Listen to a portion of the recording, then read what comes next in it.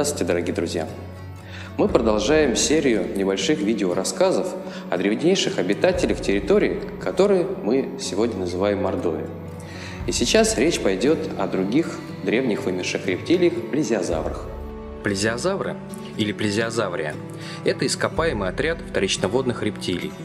Появившись в позднем Триасе около 205 миллионов лет назад, плезиозавры просуществовали до конца мелового периода мезозойской эры и, не пережив массового вымирания, полностью исчезли около 66 миллионов лет назад. Так же, как ихтиозавры, представители отряда плезиозаврия прекрасно приспособились к жизни преимущественно в морской среде. Они тоже с большим успехом заселили все мезозойские моря и океаны, а некоторые виды, возможно, неплохо себя чувствовали даже в пресной воде. Но в отличие от рыбоящеров, плезиозавры имели принципиально иной план строения и, соответственно, другой, уникальный способ подводного передвижения. Имея малоподвижное бочкообразное тело, плезиозавры обладали 4 крупными ластами. Чередуя одновременные взмахи передних конечностей задними, они как бы летели в водной толще. При этом укороченный хвост с предполагаемым массивным плавником на конце играл лишь вспомогательную роль.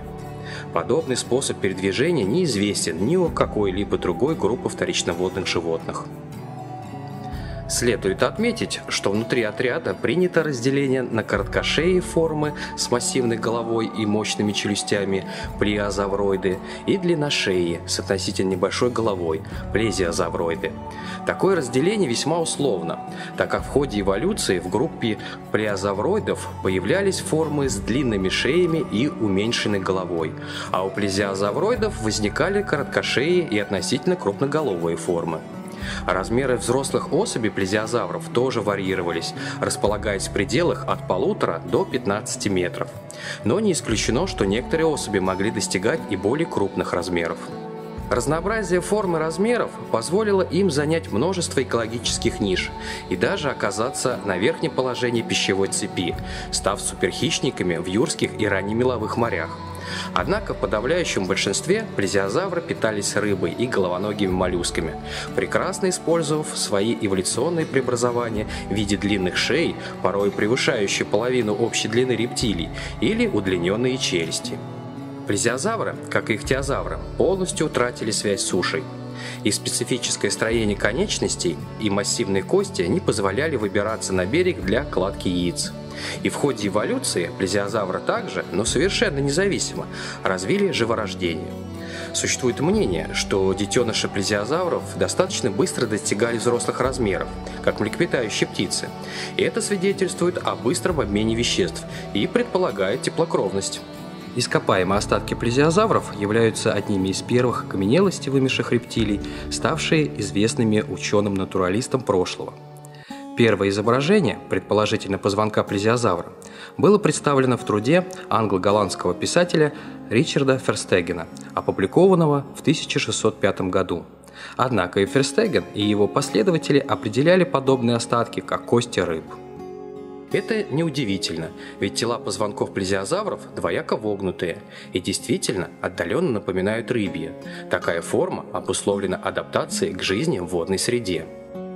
Последующие находки не вносили какую-либо ясность. Даже описанный в 1719 году английским ученым Уильямом Стьюкли первый частичный скелет плезиозавра был интерпретирован им как крокодил или дельфин. Лишь в 1821 году английские палеонтологи Генри Томас де ля Беш и Уильям Конибер все же пришли к выводу, что они имеют дело с ископаемыми остатками доселе неизвестного морского животного. Однако ученые дали ему название плезиозавр, буквально можно перевести как близкий ящеру или почти ящер, так как они ошибочно полагали, что это некое переходное звено от рыб к рептилиям. В России первые остатки плезиозавров стали известны благодаря работе отечественного естествоиспытателя Григория Ивановича Фишера фон Вальдгейма, описавшего в 1845 году окаменелости этих морских рептилий из юрских отложений окрестностей Москвы. Несомненный вклад в изучение плезиозавров с территории нашей страны внес геолог и палеонтолог Николай Николаевич Боголюбов. В его капитальном труде «Из истории плезиозавров в России», опубликованном в 1911 году, дается описание и анализ множества находок отдельных костей и зубов, обнаруженных на Южном Урале, в Поволжье и Центральной России. С территории Мордовии плезиозавры стали достоверно известны лишь с 1999 года, когда экспедиции Ундровского палеонтологического музея во главе с палеонтологом Владимиром Михайловичем Ефимовым из среднеюрских отложений Ичалковского района были обнаружены разрозненные кости этих морских рептилий. Несколько позже в Ковылкинском районе геологам-любителям удалось найти фрагмент кости конечности плезиозавра. Но наиболее полные скелетные остатки плезиозавров в нашем регионе были обнаружены в 5 километрах от Саранска, в окрестностях села Макаровка. Здесь с 2018 по 2020 год сотрудниками Краеведческого музея совместно с палеонтологами-любителями и энтузиастами удалось извлечь из верхнемеловых отложений возрастом около 80 миллионов лет 2 неполных скелета и фрагмент ласта короткошеих плезиозавров, открыв тем самым новую главу в изучении геологической истории Мордовского края. Вместе с ихтиозаврами плезиозавры заселили все моря и океаны нашей доисторической планеты в мезозойскую эру и также достигли своего разнообразия в юрский период.